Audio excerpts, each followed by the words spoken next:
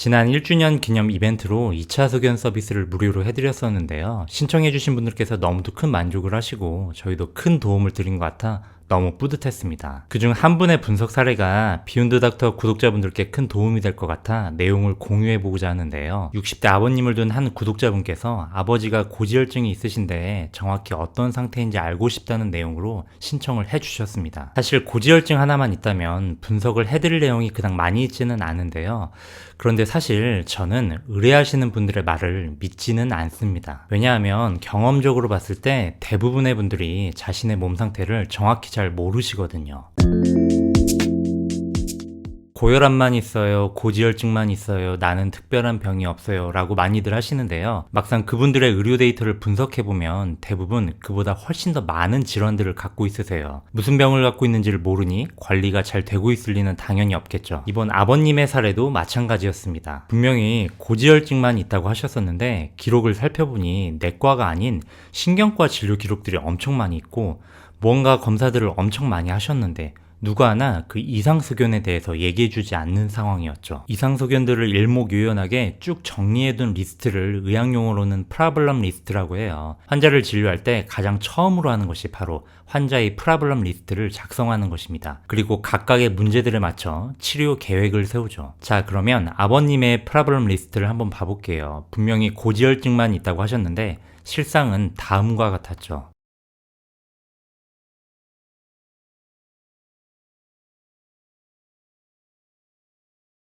정말 엄청나죠? 지어낸 게 아니고요. 저희에게 2차 소견 이벤트를 신청하셨던 구독자분 아버님의 실제 사례입니다. 사실 저는 이러한 상황이 좀 익숙해요. 그동안 저희에게 2차 소견을 의뢰하셨던 모든 분들, 그리고 이번 1주년 이벤트로 해드렸던 구독자분들 중 자신이 정확히 무슨 질환을 갖고 있는지 제대로 알고 있는 경우는 단 한 분도 계시지 않았습니다. 어떻게 보면 당연한 일이기도 해요. 의사가 하나하나 모든 걸 말해주지 않는 이상 환자가 자신의 의료 정보를 제대로 파악하는 것이 현실적으로 어렵기 때문이죠. 그런데 환자가 자신의 문제를 제대로 알지 못한다면 예상치 못한 상황들이 발생할 수 있습니다. 아버님의 사례를 다시 볼게요. 아버님은 이 질환들 때문에 신경과를 다니고 있었고 이 질환들 때문에 소화기 내과를 다니고 계셨습니다. 신경과 기록에는 다음과 같이 써 있었는데요.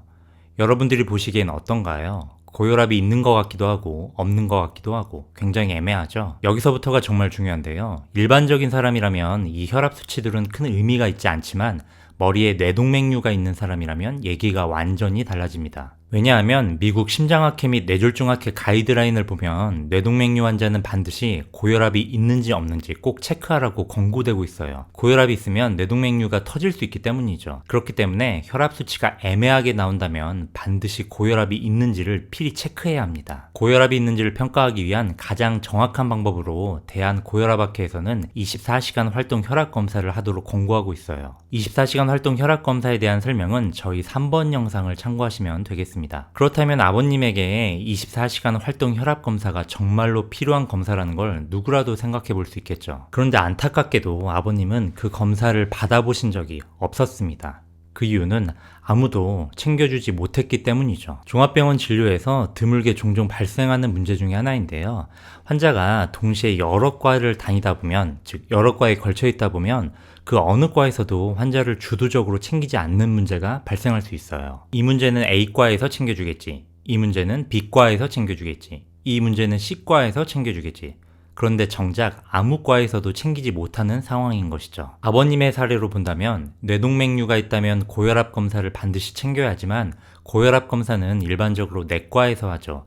그리고 아버님은 위궤양 때문에 소화기 내과를 이미 다니고 있습니다. 그렇다면 당연히 신경과 입장에선 내과에서 고혈압을 챙겨주겠지라고 생각할 수 있겠죠. 그런데 소화기 내과는 위궤양 때문에 다니고 있었습니다. 소화기 내과 의사는 당연히 위궤양 치료에 집중하고 있죠. 즉 뇌동맥류에 관한 모든 것은 신경과에서 알아서 다 관리해 줄 거야 라고 당연히 이렇게 생각할 수 있습니다. 결국 고혈압만 중간에 붕 뜨는 상황이 생기게 됩니다. 아무도 신경 쓰지 않는 상황에 맞닥뜨리게 되는 것이죠. 어떻게 보면 의사가 꼼꼼히 챙기지 않았기 때문에 생긴 문제로 보일 수도 있는데요.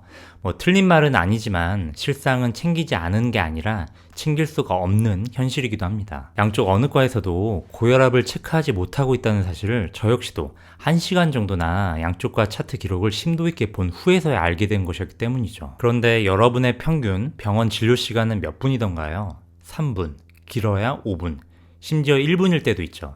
이 시간은 다른 과의 기록은커녕 자기 과의 기록만을 보기에도 벅찬 시간입니다. 참고로 종합병원 의사는 해당 병원에 월급을 받는 직원에 불과하죠. 그래서 환자당 진료 시간을 늘릴 권한 같은 것은 아예 없습니다. 그저 주어진 시간 안에 환자를 진료해야만 하죠. 결국 이 문제는 필연적으로 나타날 수밖에 없는 문제인 것입니다. 그리고 앞으로도 지속적으로 나타날 수밖에 없겠죠. 그렇다면 여러분은 이 문제를 어떻게 해야 할까요? 답은 하나밖에 없습니다. 여러분이 갖고 있는 문제는 여러분 스스로가 완벽하게 파악하고 있어야 합니다. 그러기 위해선 여러분이 검사받으셨던 결과들을 모두 알고 계셔야겠죠. 이 검사는 왜 진행이 된 건지, 이 검사의 결과는 무엇을 의미하는지 하나하나 다 체크해보고 뭔가 이상하다 싶으면 전문가에게 반드시 물어봐야 합니다. 자, 그렇다면 지금 여러분이 갖고 있는 문제를 제대로 파악하기 위해 가장 먼저 해야 할 일이 무엇인가요? 여러분이 직접 여러분의 의료 기록을 확인하는 것입니다.